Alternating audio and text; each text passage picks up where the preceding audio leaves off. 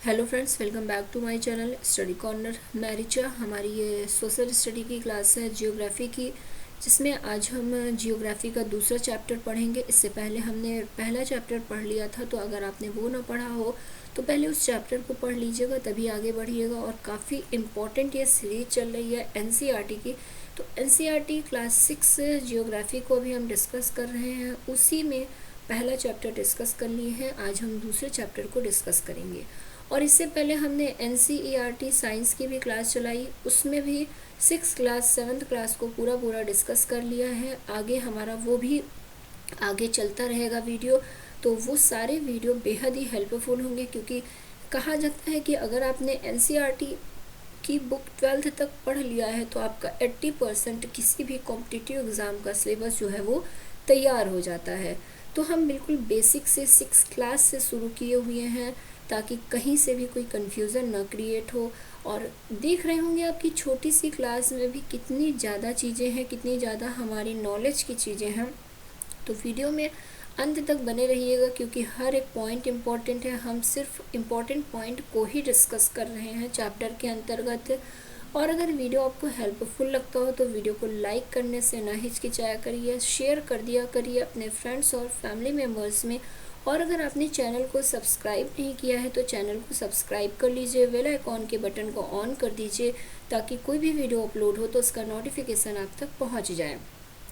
हमारा जो वीडियो रहता है वो दोनों ही लैंग्वेज में मैं चीज़ों को एक्सप्लेन करती हूँ, ताकि आप चाहे हिंदी लैंग्वेज वाले हों या इंग्लिश लैंग्वेज वाले, चीज़ें आपको समझ में आ जाए आसानी से।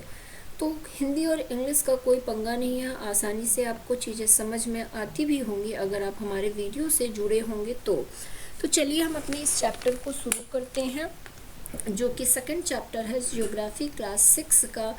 ग्लोब, लैटिट्यूड एंड लॉन्गिट्यूड्स, मतलब अक्षांश और देशांतर। बेहद ही इम्पॉर्टेंट ये चैप्टर है, मैं बार बार कहूँगी। यहाँ से बहुत से क्वेश्चन एग्जाम में देखने को आपको मिल सकते हैं। तो यहाँ पे सबसे पहली लाइन में बताया गया है कि हमारी पृथ्वी गोलाकार नहीं है, यह उत्तर एवं दक्षिण ध्रुवों पर थोड़ी चपटी तथा मध्य में थोड़ी उभरी हुई है।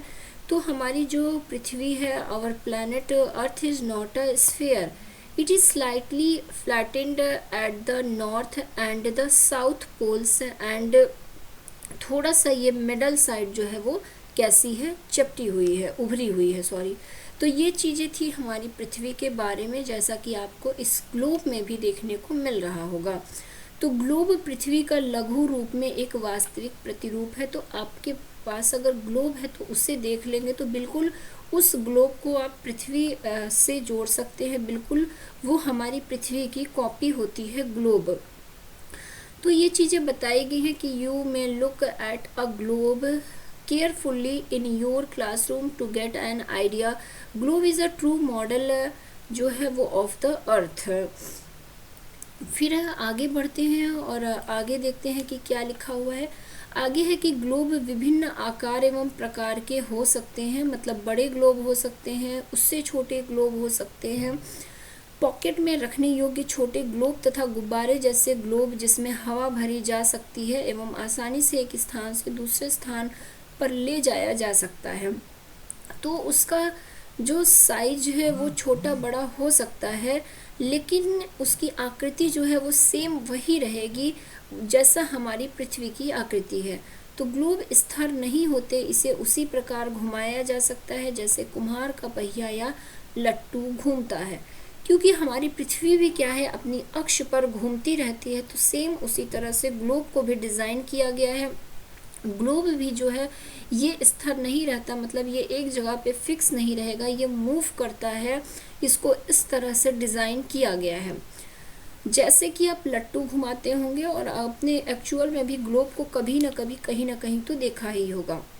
ग्लोब पर देशों, महाद्वीपों तथा महासागरों को उनके सही आकार में दिखाया जाता है।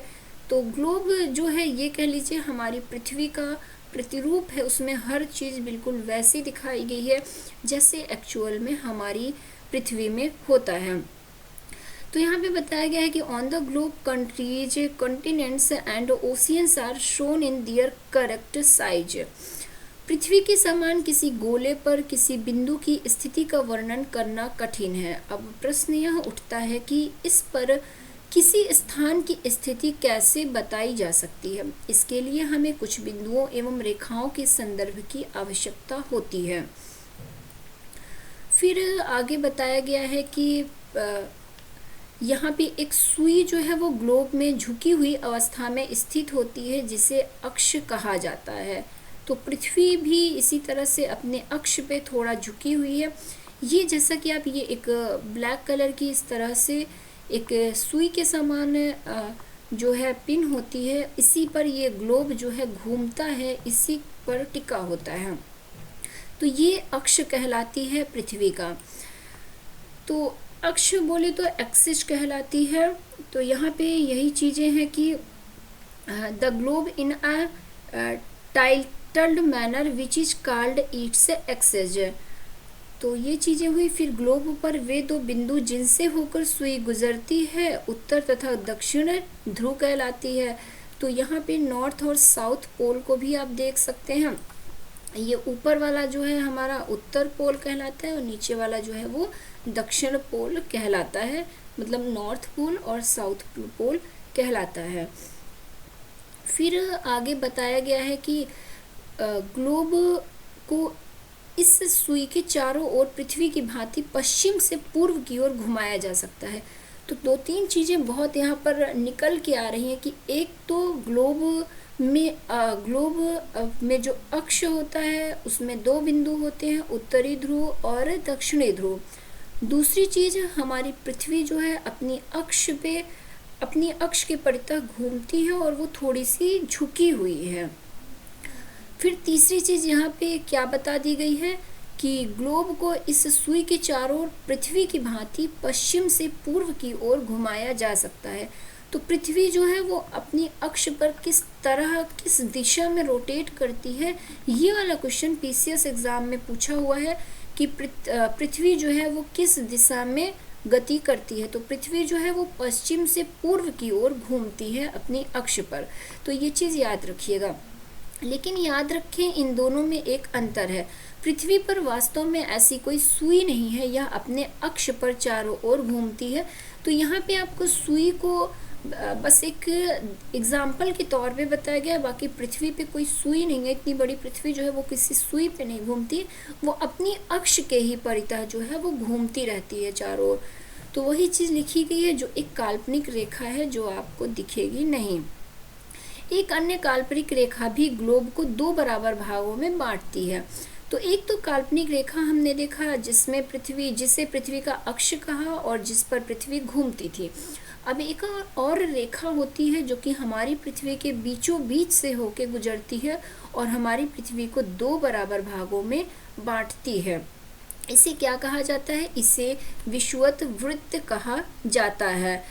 तो यही चीज़ बताया गया है कि another imaginary line running on the globe divides it into two equal parts. This line is known as the equator. तो इक्वेटर बेहद ही इम्पोर्टेंट जो एक क्वेश्चन बन सकता है वो यही बन सकता है कि हमारी पृथ्वी को दो बराबर भागों में किस लाइन के द्वारा बांटा जाता है। तो वो इक्वेटर होती है, जिसे कि हिंदी में विषुवत वृत्त कहते हैं। पृथ्वी के उत्तर में स्थित आधे भाग को उत्तरी गोलार्ध तथा दक्षिण वाले आधे भाग को दक्षिणी गोलार्ध कहा जाता है। ये दोनों बराबर के आधे भाग होते हैं। इस प्रकार विषुवत वृत्त जो है, मतलब जो इक्वेटर है, वो पृथ्वी पर एक काल्पनिक वृत्त बनाती है एवं यह पृथ्वी पर विभिन्न स्थानों की स्थिति बताने का सबसे महत्वपूर्ण संदर्भ बिंदु है। तो यहाँ पे आपको दिख रहा होगा ये इस तरह से जो इक्वेटर है वो बने हुए हैं और हमारी पृथ्वी को दो भागों में बांट रही है। तो यही है हमारा विषुवत वृत्त। नीचे की तरफ वाले जो गोलार्ध है उसको हम क्या कहेंगे? उसको दक्षिणी गोलार्ध कहेंगे और ऊपर वाले आधे भाग को उत्तरी गोलार्ध कहा जाता है।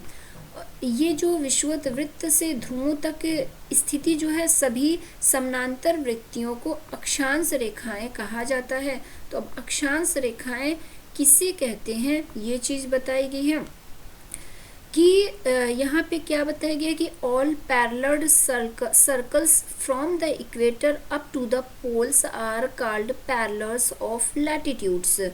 तो ये लैटिट्यूड के बारे में बताया गया है। अक्षांश या समानांतर रेखाएं किसे कही जाती हैं, तो किसे कही जाती हैं, ये विषुवत वृत्त जो आपका है, ये विषुवत वृत्त से ध्रुवों तक स्थित जो सभी समानांतर रेखाएं होती हैं, समानांतर वृत्त होते हैं, इन्हें ही अक्षांश रेखाएं कहा जाता है।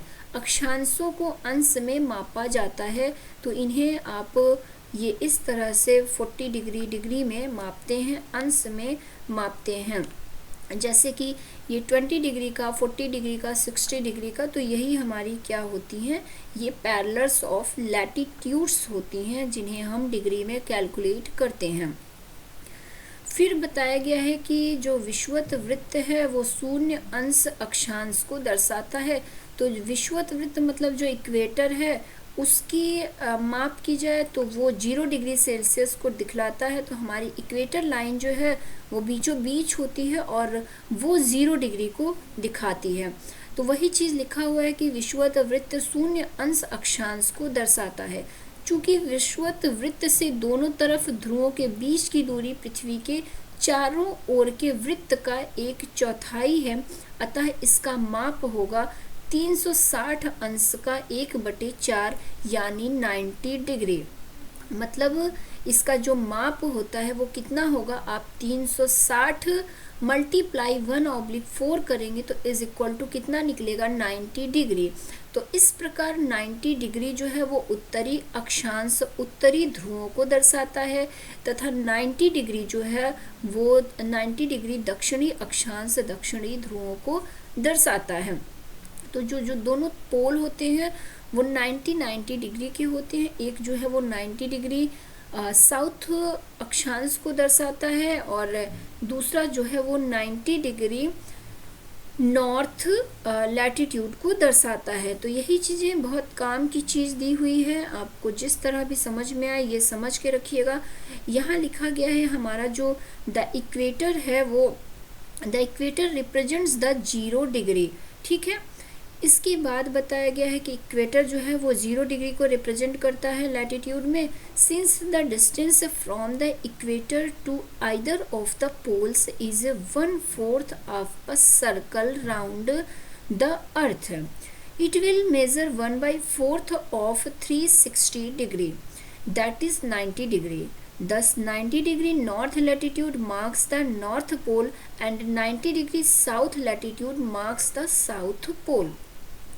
तो ये चीज़ आपको समझ में आ गई होगी। अब आगे बढ़ते हैं और यहाँ पे बताया गया है कि विषुवत वृत्त के उत्तर की सभी समानांतर रेखाओं को उत्तरी अक्षांश कहा जाता है। तो जो हमारी विषुवत वृत्त है उसमें जो ऊपर की साइड रेखाएं होती हैं, वृत्त होता है, उससे हम उत्तरी अक्षांश कहेंगे। और विषुवत वृत्त के जो दक्षिण स्थित सभी समानांतर रेखाएं हैं उसे हम दक्षिणी अक्षांश कहेंगे। तो ये भी काफ़ी इम्पॉर्टेंट है कि as such all parallels north of the equator are called north latitude. तो ये नॉर्थ साइड वाली है, तो इधर ऊपर साइड वाले को हम जो पैरेलल है लाइन है उसे हम नॉर्थ लैटिट्यूड कहेंगे, और जो साउथ की तरफ है उसे हम क्या कहेंगे, साउथ लैटिट्यूड कहेंगे। तो यही चीज़ें हैं कि as such all parallels north of the equator are called north latitude, similarly all parallels south of the equator are called south latitude. तो ये भी काफ़ी इम्पोर्टेंट था, यहाँ आपने इमेज में देख भी लिया है। अब आगे बढ़ते हैं। आगे लिखा है कि इसीलिए प्रत्येक अक्षांश के मान के साथ उसकी दिशा यानी उत्तर या दक्षिण को भी लिखा जाता है। सामान्यतया इसे ऐसे उत्तर का शॉर्ट फॉर्म उ और दक्षिण का शॉर्ट फॉर्म द अक्षर से व्यक्त किया जाता है। उदाहरण के तौर पे यहाँ को समझाया गया है कि महाराष्ट्र में चंद्रपुर एवं ब्राज़ील जो कि दक्षिण अमेरिका में है, ब्राज़ील में बेलो होरिज़ोंटे दोनों एक ही अक्षांश 20 अंश पर स्थित हैं, लेकिन चंद्रपुर विषुवत वृत्त के 20 अंश उत्तर में एवं जो बेलो हॉरिजोंटो है वो विषुवत वृत्त के 20 अंश दक्षिण में स्थित है। तो अब अगर इनकी दिशा को न लिखा जाए उत्तर या दक्षिण, तो आप कैसे बता पाएंगे कि इन दोनों में जो महाराष्ट्र का चंद्रपुर है और ब्राज़ील का बेलो हॉरिजोंटो है ये कैसे एक दूसरे से अलग हैं। तो इसलिए इनकी दिशा का भी निर्धारण किया जाता है और साथ में दिशा भी लिखा जाता है। तो यहाँ पे चित्र 2.2 से स्पष्ट है कि जैसे जैसे हम विषुवत वृत्त से दूर जाते हैं अक्षांशों का आकार जो है वो घटता जाता है। तो यहाँ पे ये 2.2 है, तो यहाँ पे यही है, ये आपका विषुवत वृत्त है, इक्वेटर है। जैसे जैसे हम इससे दूर जाएंगे तो क्या कह रहा है कि इसकी जो है वो घटती जाती है। ये वृत्त की जो है साइज आप देखते होंगे ऊपर जाते जाते देख रहे हैं कि ये कम होता जाता है। तो यही चीज़ लिखा है कि जैसे जैसे विषुवत वृत्त से दूर जाते हैं अक्षांश जो है हमारा उसका आकार जो है वो घटता रहता है। तो as we move away from the equator the size of the parallels of latitude decreases. तो ये चीज़ आपको दिख भी गई है। अब आगे बढ़ते हैं, महत्वपूर्ण अक्षांश या समानांतर रेखाएं जो हैं वो जानते हैं इम्पॉर्टेंट पैरेलल्स ऑफ लैटिट्यूड को। यहाँ पे बताया गया है कि विषुवत वृत्त जो कि 0 डिग्री, जिसे हमने इक्वेटर कहा, इक्वेटर हमेशा 0 डिग्री में लिखा जाता है। उत्तरी ध्रुव जो हमारा नॉर्थ पोल होता है उसको 90 डिग्री उत्तर नॉर्थ एंड इस तरह से लिखते हैं, और जो दक्षिणी ध्रुव होता है उसे साउथ पोल 90 डिग्री द या एस से डिनोट करते हैं। के अतिरिक्त ये तो दो हमने देख ही लिया, इसके अतिरिक्त 4 महत्वपूर्ण अक्षांश रेखाएं और भी हैं। तो 4 इम्पॉर्टेंट पैरेलल ऑफ लैटिट्यूड्स और हैं। अब ये कौन सी हैं ये भी हम देख लेते हैं। तो यहाँ पे बताया गया है आगे, पहला कौन सा है आपका उत्तरी गोलार्ध में कर्क रेखा जो कि 23.5 डिग्री उत्तर में स्थित है। तो सबसे ये उत्तर की साइड वाला अभी हम देखेंगे, जो नॉर्थ साइड है वो देखेंगे। तो पहला जो सबसे इम्पॉर्टेंट है वो कर्क रेखा, जिसे आप ट्रॉपिक ऑफ कैंकर भी कहते हैं, ये 23.5 डिग्री का होता है कर्क रेखा। इसके बाद क्या है, यहाँ पे 23 डिग्री लिखा हुआ है सिर्फ, तो 23.5 डिग्री ये होगा, इसको सही कर लीजिएगा। 23 डिग्री होता है ये हमारा उत्तरी गोलार्ध में स्थित होता है। उसके बाद दूसरा कौन सा है, हमारा दक्षिणी गोलार्ध में मकर रेखा है। तो मकर रेखा हमारा कहाँ पे है, ये दक्षिणी गोलार्ध में है, जिसे मकर रेखा को आप ट्रॉपिक ऑफ कैप्रिकॉर्न कहेंगे। ये भी 23.5 डिग्री का होता है। तो कर्क रेखा उत्तर की तरफ स्थित होता है 23.5 डिग्री पे, और मकर रेखा जो है वो दक्षिण की तरफ मतलब नीचे की तरफ स्थित होता है ग्लोब में 23.5 डिग्री पे। उसके बाद तीसरी जो है वो है हमारी विषुवत वृत्त, मतलब ये क्या है, आर्कटिक सर्कल है, विषुवत वृत्त है। ये 66.5 डिग्री नॉर्थ में स्थित होता है, मतलब उत्तरी ध्रुव की तरफ 66.5 डिग्री पर जो है वो हमारा जो विषुवत वृत्त है मतलब आर्कटिक सर्कल है वो स्थित होता है। और जो चौथी इम्पॉर्टेंट लाइन है वो है हमारा दक्षिण में ही, जो दक्षिण की साइड है दक्षिणी ध्रुव पर, वो है विषुवत रेखा। तो विषुवत रेखा एक तो उत्तर की तरफ 66.5 डिग्री पे और दूसरा दक्षिण की तरफ विषुवत रेखा 66.5 डिग्री पे। तो नाम सेम रहेगा विषुवत रेखा और पोजीशन भी सेम रहेगी 66.5 डिग्री पे। बस एक जो है वो हमारा साउथ पोल पे स्थित होगा और दूसरा जो है वो नॉर्थ पोल पे स्थित होगा। और ऊपर हमने कर्क रेखा और मकर रेखा देखा। तो ये इस तरह से हमने 4 नई जो है वो इक्वेटर्स को देखा। तो ये काफ़ी इम्पॉर्टेंट है। एक बार इस चीज़ को ऊपर मैं इमेज में भी दिखा देती हूँ। तो यहाँ पर ये है आपका कर्क रेखा जो कि उत्तर की तरफ स्थित है 23.5 डिग्री पे। बिल्कुल क्लियरली ये चीज़ें दिख रही होंगी।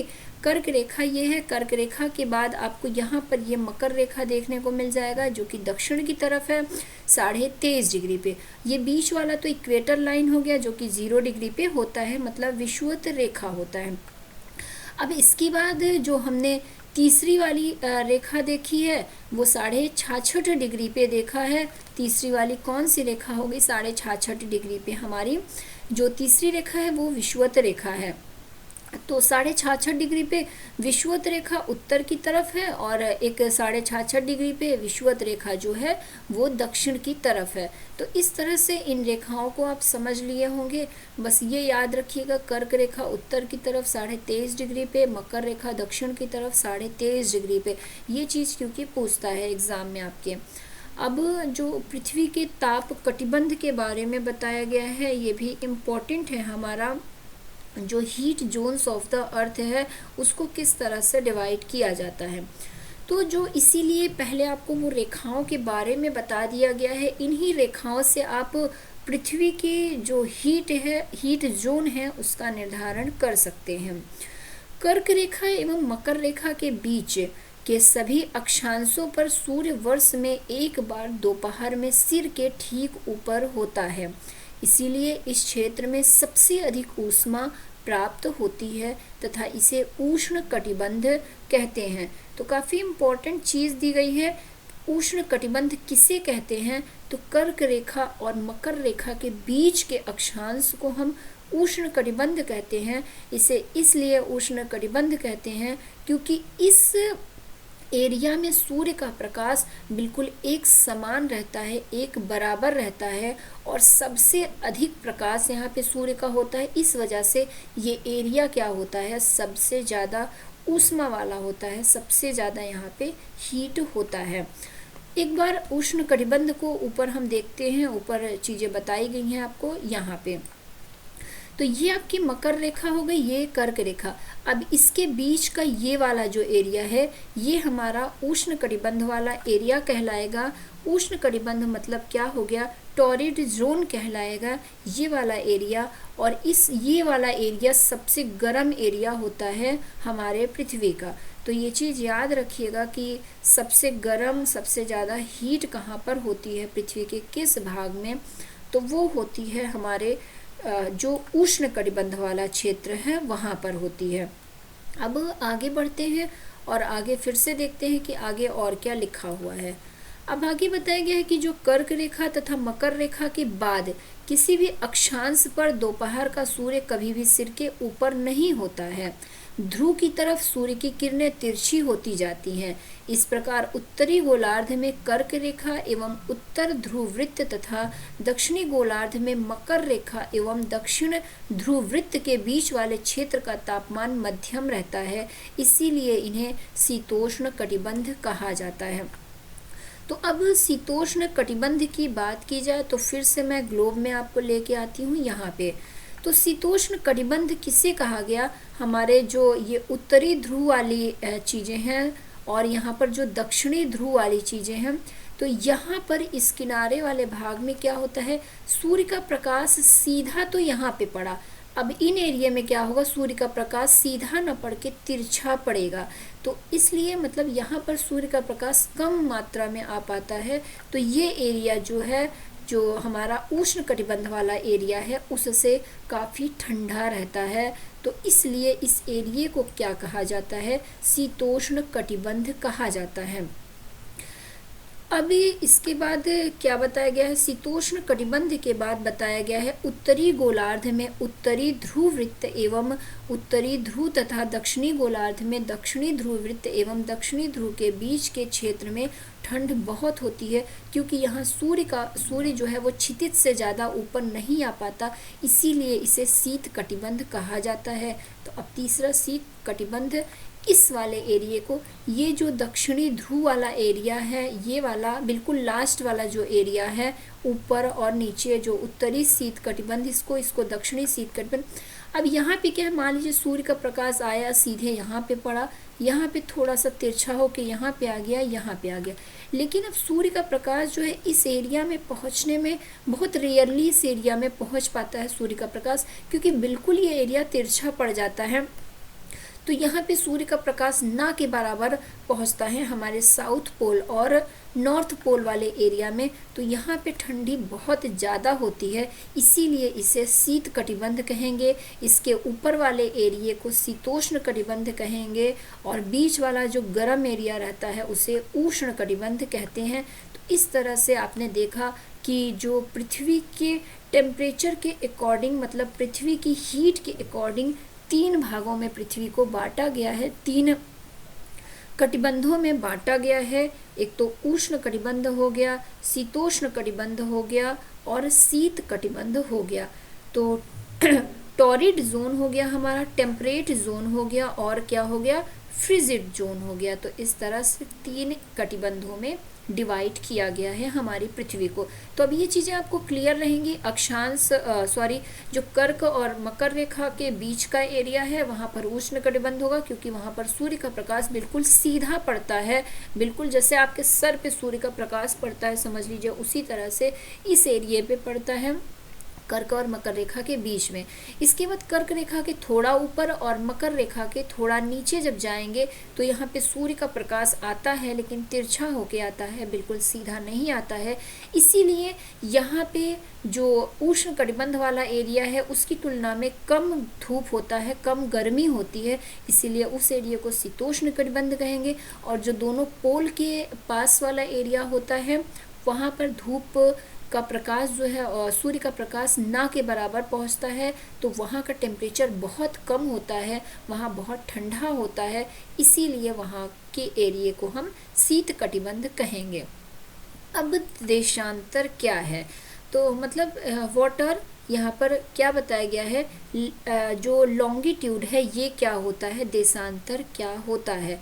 तो लॉन्गिट्यूड को जाना जाए तो लॉन्गिट्यूड क्या होता है, किसी स्थान की स्थिति को बताने के लिए उस स्थान के अक्षांश के अतिरिक्त कुछ और जानकारियों की भी आवश्यकता होती है। आप देख सकते हैं कि प्रशांत महासागर में स्थित टोंगा द्वीप एवं हिंद महासागर में स्थित मॉरिशस द्वीप एक ही अक्षांश पर स्थित है। उनकी सही स्थिति जानने के लिए यह पता करना होगा कि उत्तर ध्रुव को दक्षिण ध्रुव से जोड़ने वाली संदर्भ रेखा से पूर्व या पश्चिम की ओर इन स्थानों की दूरी कितनी है। तो देशांतर रेखा को जानने से पहले, लॉन्गिट्यूड लाइन को जानने से पहले यहाँ 2 बेहद ही इम्पोर्टेंट चीज़ें आपको बता दी गई हैं कि प्रशांत महासागर में टोंगा द्वीप स्थित है। तो ये चीज़ें याद रखिएगा कि जो टोंगा आइसलैंड है वो कहाँ पर स्थित है, तो वो पैसिफिक ओशियन में स्थित है। और दूसरा जो है वो क्या है, दूसरा जो मॉरिशस द्वीप है वो कहाँ पर स्थित है, तो जो मॉरिशस द्वीप, जो मॉरिशस आइसलैंड है वो इन द इंडियन ओशियन में स्थित है, वो हिंद महासागर में स्थित है। तो ये 2 बेहद ही नॉलेज वाली चीज़ आपको बताई गई है।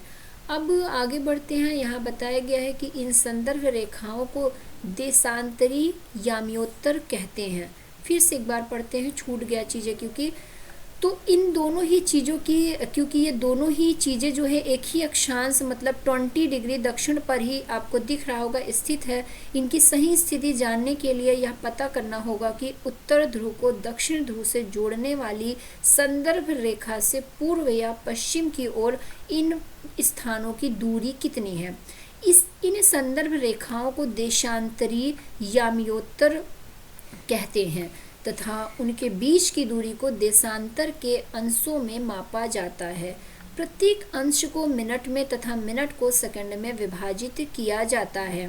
ये अर्धवृत्त हैं तथा इनके बीच की दूरी ध्रुवों की तरफ बढ़ने पर घटती जाती है एवं ध्रुवों पर शून्य हो जाती है, जहाँ सभी देशांतरी याम्योत्तर आपस में मिलती हैं। तो काफ़ी इम्पॉर्टेंट चीज़ दी गई है। एक बार मैं इन चीज़ों को फिर से एक्सप्लेन करती हूँ कि क्या लिखा हुआ है। यहाँ पर ऊपर आते हैं और फिर से देखते हैं इस चीज़ को। तो यहाँ पर अभी यहाँ से देखते हैं उनकी सही स्थिति, क्योंकि ऊपर तो आपको नॉलेज की चीज़ बताई गई है। यहाँ है कि now in order to locate them preciously, we must find out how far east or west these places are from a given line of reference running from the North Pole to the South Pole. These lines of references are called the meridian of longitude या देशांतरी याम्योत्तर इसे कहते हैं। देशांतरी याम्योत्तर को क्या कहेंगे? Meridians of longitude कहेंगे। And the distances between them are measured in degree of longitude. तो वही चीज़ बताई गई है कि उनके बीच की दूरी को देशांतरों के अंशों में मापा जाता है। Each degree is further divided into minute and minute into seconds. They are semicircle and the distance between them decreases polewards until it becomes zero at the poles where all the meridians meet. तो ये चीज़ हो गया। अब आगे बढ़ते हैं और आगे देखते हैं। अब आगे बताया गया है अक्षांश या जो समांतर रेखाएं होती हैं, अक्षांश या समांतर रेखाओं से भिन्न सभी देशांतरी याम्योत्तर की लंबाई समान होती है, इसीलिए उन्हें सिर्फ मुख्य संख्याओं में व्यक्त करना कठिन था। तब सभी देशों ने निश्चय किया कि ग्रीनविच, जहां ब्रिटिश राज की वेधशाला स्थित है, से गुजरने वाली याम्योत्तर से पूर्व और पश्चिम की ओर गिनती शुरू की जाए। इस याम्योत्तर को प्रमुख याम्योत्तर कहा गया। इसका मान 0 डिग्री देशांतर है तथा यहाँ से हम 180 डिग्री पूर्व या 180 डिग्री पश्चिम तक गणना करते हैं। प्रमुख याम्योत्तर तथा 180 डिग्री याम्योत्तर मिलकर पृथ्वी को दो समान भागों पूर्वी गोलार्ध और पश्चिमी गोलार्ध में विभक्त करते हैं। तो ऊपर तो आपने उत्तरी और दक्षिणी गोलार्ध को जाना था, अब यहाँ पर पूर्वी गोलार्ध और पश्चिमी गोलार्ध को बांटा गया है जो प्रमुख याम्योत्तर है उसके द्वारा। तो अब इस आप ग्लोब में देखेंगे तो इस चीज़ को बताया गया है। तो अब यहाँ पर आप ये प्रमुख याम्योत्तर मतलब जो प्राइम मेरिडियन है ये लाइन देख रहे होंगे। ये हमारी पृथ्वी को पूर्वी गोलार्ध और पश्चिमी गोलार्ध दो भागों में डिवाइड करता है। यही चीज़ें यहाँ पे आपको बताई गई हैं और इसका मान भी 0 डिग्री होता है। जिस तरह से ऊपर हमने देखा था उत्तरी गोलार्ध और दक्षिणी गोलार्ध को डिवाइड करने वाली जो लाइन थी उसका भी मान क्या था? 0 डिग्री था। तो इसका मान 0 डिग्री देशांतर है तथा यहाँ से हम 180 डिग्री पूर्व में, तो यहाँ से हम 180 डिग्री ये पूर्व वाला एरिया हो जाएगा और 180 डिग्री जो पश्चिम तक गणना करते हैं। तो यहाँ से ये 30 डिग्री 60 डिग्री तो इस तरह से गणना करते हैं।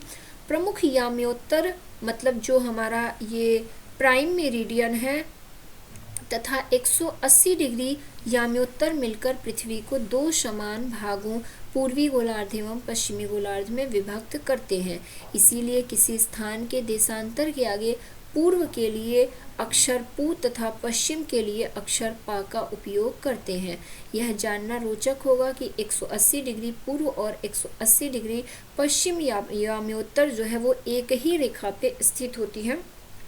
तो हमारी पृथ्वी, अब आप इसके पीछे की कल्पना कीजिए, तो यहाँ से 0 डिग्री से आप शुरू करेंगे, इधर जाएंगे और 0 डिग्री से शुरू करके पश्चिम की तरफ जाएंगे तो ये पूर्व और पश्चिम वाली जो दोनों लाइन है वो एक जगह पे जाके मिल जाएगी, वो हमारी 180 डिग्री पर बनेगी।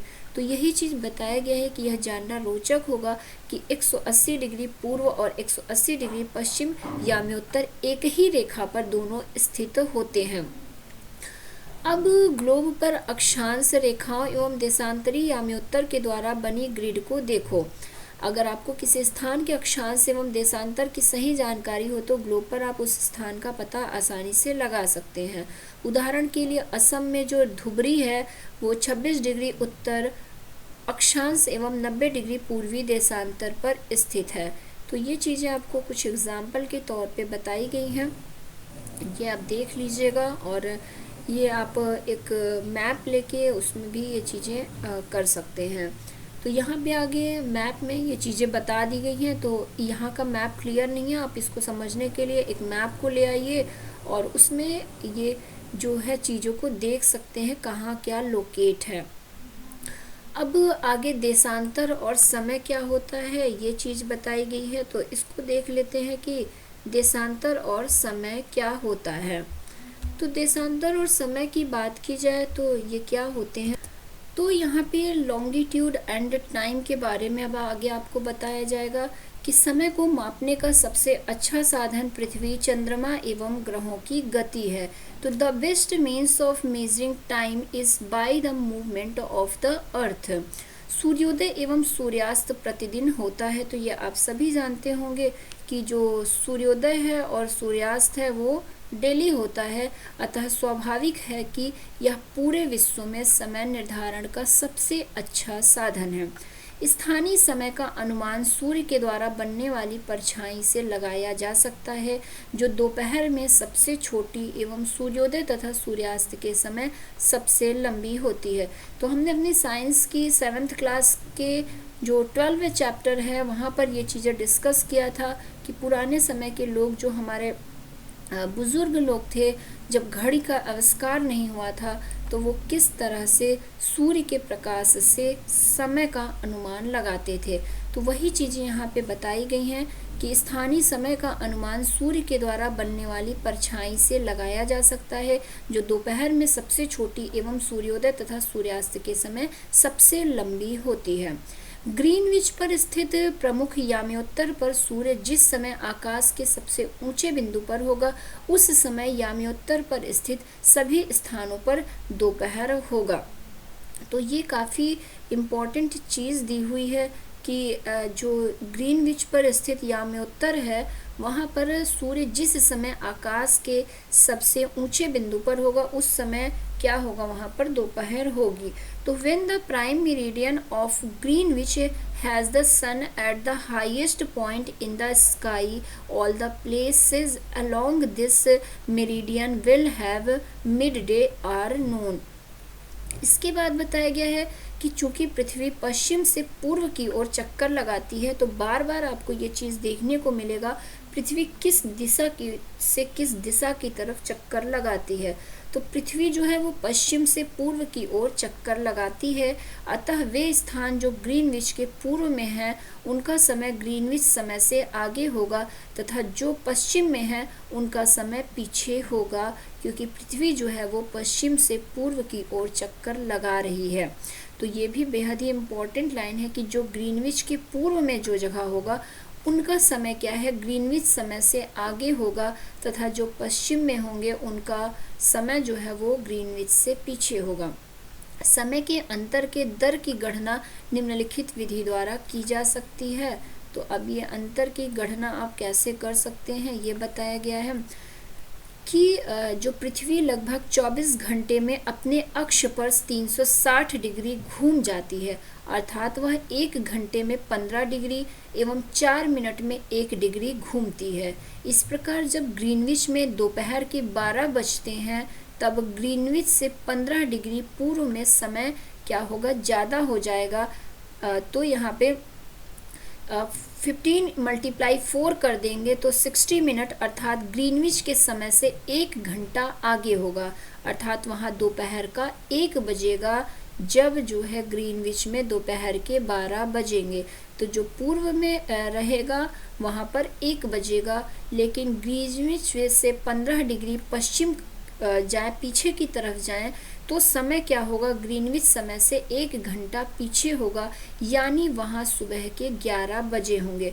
तो जो ग्रीनविच में अगर दोपहर के 12 बजे हैं, तो अगर उससे 15 डिग्री पूर्व में जाएंगे तो वहाँ पर 1 घंटा आगे का समय रहेगा, मतलब 1 बजेंगे, और ग्रीनविच से 15 डिग्री पश्चिम की तरफ मतलब पीछे की तरफ जाएंगे तो वहाँ पे ग्रीनविच से 1 घंटा कम समय रहेगा, मतलब वहाँ 11 सुबह के बजे होंगे। इसी प्रकार जब ग्रीनविच पर दोपहर के 12 बजेंगे, उस समय 180 डिग्री पर मध्य रात्रि होगी। तो बिल्कुल उल्टा हो जाएगा 180 डिग्री पे, क्योंकि वो बिल्कुल पीछे होता है। किसी भी स्थान पर जब सूर्य आकाश में अपने उच्चतम बिंदु पर होता है दोपहर में, उस समय घड़ी में दिन के 12 बजते हैं। इस प्रकार घड़ी के द्वारा दिखाया गया समय उस स्थान का स्थानीय समय होगा। आप देख सकते हैं कि दिए गए देशांतरी याम्योत्तर पर सभी स्थानों का स्थानीय मान जो है वो समान होता है। तो ये भी पॉइंट याद करने वाली है कि देशांतरी याम्योत्तरों पर सभी स्थानों का जो स्थानीय समय है वो क्या होता है, एक समान होता है। तो you can see that all the place on a given meridian of longitude have the same local time. हम मानक समय क्यों मानते हैं, तो अब आगे ये चीज़ बताई गई है कि हम why do we have standard time. तो यहाँ पे बताया गया है कि अलग अलग याम्योत्तर पर स्थित स्थानों के स्थानीय समय में अंतर होता है। उदाहरण के लिए बहुत से देशांतर से गुजरने वाली रेलगाड़ियों के लिए समय सारणी तैयार करना कठिन होगा। भारत में गुजरात की द्वारका तथा असम के डिब्रूगढ़ के स्थानीय समय में लगभग 1 घंटे 45 मिनट का अंतर होता है। इसलिए यह आवश्यक है कि देश के मध्य भाग से होकर गुजरने वाली किसी याम्योत्तर के स्थानीय समय को देश का मानक समय माना जाए। इस याम्योत्तर रेखा के स्थानीय समय को पूरे देश का मानक समय माना जाता है। भारत में 82.5 डिग्री पूर्वी को मानक याम्योत्तर माना जाता है। तो काफ़ी इम्पोर्टेंट लाइन है कि हमारे इंडिया में क्या है, in India the longitude of यहाँ पर 82/½ डिग्री मतलब 82.5 degree east is treated as the standard meridian. तो 82.5 डिग्री पूर्वी को जो है वो स्टैंडर्ड मेरिडियन माना जाता है, स्टैंडर्ड टाइम माना जाता है। इस याम्योत्तर के स्थानीय समय को पूरे देश का मानक समय माना जाता है। इसे भारतीय मानक समय के नाम से जाना जाता है। तो जब भी आपसे इंडियन स्टैंडर्ड टाइम की बात की जाएगी तो आपको 82.5 डिग्री ईस्ट या 82.5 डिग्री पूर्वी मान को बताना होगा। तो यहाँ से इम्पोर्टेंट आपके काम का एग्ज़ाम के पॉइंट ऑफ व्यू से ये वाली लाइन ही थी। बाकी तो बहुत कुछ इस चैप्टर में है। अब आगे बढ़ते हैं और यहाँ बताया गया है कि भारत ग्रीनविच के पूर्व 82.5 डिग्री पूर्व में स्थित है। तो भारत की पोजीशन आपको याद रखनी होगी कि भारत कहाँ पर स्थित है। India located east of Greenwich at 82.5 degree east. तो ये हमारा भारत ग्रीनविच के पूर्व में 82.5 डिग्री में स्थित है तथा यहाँ का समय ग्रीनविच समय से 5.5 घंटा आगे है। तो हमारे भारत का समय जो है वो ग्रीनविच समय से 5.5 घंटा आगे है। तो अगर ग्रीनविच में 12 बज रहा है तो आप अब भारत का अगर टाइम उस समय कितने बज रहे हैं निकालना होगा। तो 12 बजे में 5.5 घंटे को प्लस कर देंगे। तो इस तरह से आप भारत के समय को निकाल सकते हैं। एक एग्जाम्पल के तौर पे बताया गया है कि लंदन में दोपहर के अगर 2 बजे हैं तब भारत में शाम के 7:30 बजेंगे। तो लंदन जो है वो ग्रीनविच रेखा के पास है। तो अगर वहाँ पर 2 बज रहे हैं तो उस 2 में आप 5.5 घंटे को प्लस करेंगे, क्योंकि भारत का जो यहाँ पर समय दिया हुआ है वो ग्रीनविच समय से 5.5 घंटा आगे बताया गया है। तो भारत में शाम के 7:30 बजेंगे। कुछ देशों का देशांतरी विस्तार अधिक होता है जिसके कारण वहाँ एक से अधिक मानक समय अपनाए गए हैं। उदाहरण के लिए रूस में 11 मानक समयों को अपनाया गया है। पृथ्वी को एक घंटे वाले 24 समय क्षेत्रों में बांटा गया है। इस प्रकार प्रत्येक समय क्षेत्र 15 डिग्री देशांतर तक के क्षेत्र को घेरता है। तो ये तो भारत की बात रही और भारत के टाइम की बात रही। तो हमारा ये चैप्टर यहीं पे ख़त्म होता है। सारी इम्पॉर्टेंट चीज़ें हमने यहाँ पे डिस्कस कर ली है। तो एक बार आप चीज़ों को ग्लोब में देखने की समझने की कोशिश करिएगा या गूगल में इस तरह से इमेज को खोलिएगा और ये चीज़ें देखिएगा कि कहाँ पर जो प्रमुख याम्योत्तर है, कहाँ पे कर्क रेखा है, कहाँ पे मकर रेखा है, ये चीज़ें कहाँ पर है। अब कुछ चीज़ें बीच बीच में थी वो भी देख लेते हैं कि प्रमुख याम्योत्तर यहाँ पे बताया गया है कि एक वृत्त खींचिए। मान लीजिए कि प्रमुख याम्योत्तर इसे 2 बराबर भागों में बांटती है। पूर्वी गोलार्ध एवं पश्चिमी गोलार्ध को रंग कर नामित कर दीजिए। तो यहाँ पे आप इसे पूर्व और पश्चिम को जो डिवाइड करने वाली लाइन है वो प्रमुख याम्योत्तर है और उत्तर और दक्षिण को जो डिवाइड करने वाली लाइन थी वो हमारी क्या थी, विषुवत रेखा थी। तो इस तरह से चीज़ों को बताया गया है कि अपने स्थान से ध्रुव तारे को कोण मापकर आप, ये तो ऐसे ही प्रैक्टिकल वाली चीज़ें बताई गई हैं। तो फ्रेंड्स हमारा ये चैप्टर रहा। चैप्टर कैसा लगा, चीज़ें समझ में आई या नहीं, थोड़ा टफ चैप्टर है। 1 से 2 बार वीडियो को देखेंगे और कोशिश करिए कि हर वो इम्पोर्टेंट पॉइंट जो मैंने बताया वो चीज़ नोट करते जाइए और उसको रट डालिए। यही आसान तरीका है इस चैप्टर को समझने का। सीधे सीधे यहाँ से क्वेश्चन बनता है, कोई घुमा के फिरा के चीज़ें नहीं बनती है। कहाँ पर उष्ण कटिबंध है, कहाँ पर शीतोष्ण कटिबंध है, कहाँ पर शीत कटिबंध है, या कर्क रेखा का कितने डिग्री पर है, मकर रेखा कितने डिग्री पे है, ये सारी चीज़ें बिल्कुल सीधे सीधे क्वेश्चन बनता है। तो सारे इंपॉर्टेंट पॉइंट को आप एक पेज में लिख के उसको रट डालिए। सबसे आसान तरीका है इस चैप्टर को समझने का। बाकी 1 से 2 बार वीडियो को देखेंगे तो चीज़ें समझ में आ जाएंगी। थोड़ा टफ चैप्टर है लेकिन इतना भी टफ नहीं है कि आप उसे समझ नहीं सकते हैं। तो कमेंट करके ज़रूर बताइएगा अगर चैप्टर समझ में आ गया हो आपको तो, और अच्छा लगा हो तो लाइक कर दीजिएगा, शेयर कर दीजिएगा अपने फ्रेंड्स और फैमिली मेम्बर्स में। और अगर आपने चैनल को सब्सक्राइब नहीं किया है तो चैनल को सब्सक्राइब कर लीजिए, बेल आइकॉन के बटन को ऑन कर दीजिए ताकि कोई भी वीडियो अपलोड हो तो उसका नोटिफिकेशन आप तक पहुँच जाए। अपने नेक्स्ट वीडियो में हम फिर से मिलते हैं, तब तक के लिए धन्यवाद।